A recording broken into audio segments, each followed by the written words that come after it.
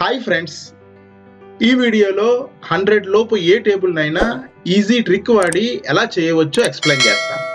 ముందుగా మీరు నా ఛానల్ని సబ్స్క్రైబ్ చేసుకోకపోతే ప్లీజ్ సబ్స్క్రైబ్ నౌ.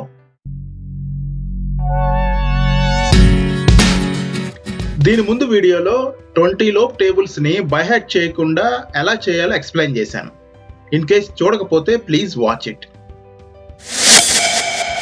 ఇక ఈ వీడియోలో మొదటి ఎగ్జాంపుల్ 43 టేబుల్ చూద్దాం.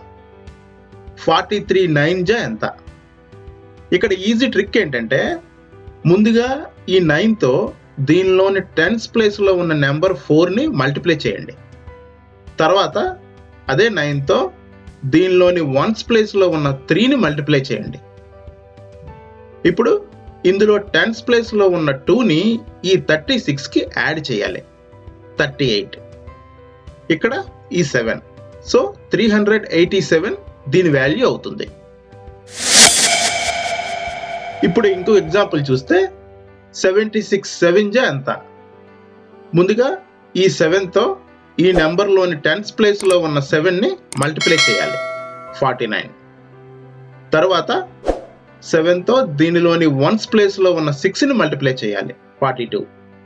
ఇప్పుడు ఇందులో టెన్స్ ప్లేస్లో ఉన్న 4ని ఈ 49కి యాడ్ చేయాలి. 53. ఇక్కడ ఈ 2 వేస్తే 532 దీని వాల్యూ అవుతుంది.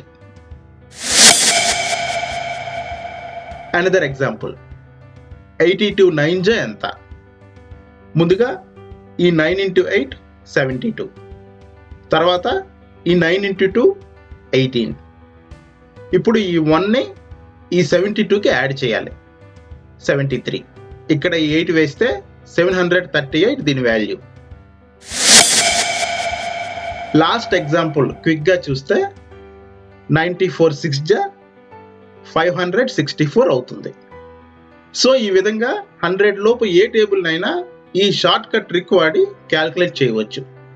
కొద్దిగా ప్రాక్టీస్ చేస్తే ఈవెన్ పెన్ను పేపర్ లేకుండా కూడా మైండ్లో మీరు క్యాల్కులేషన్ చేయవచ్చు.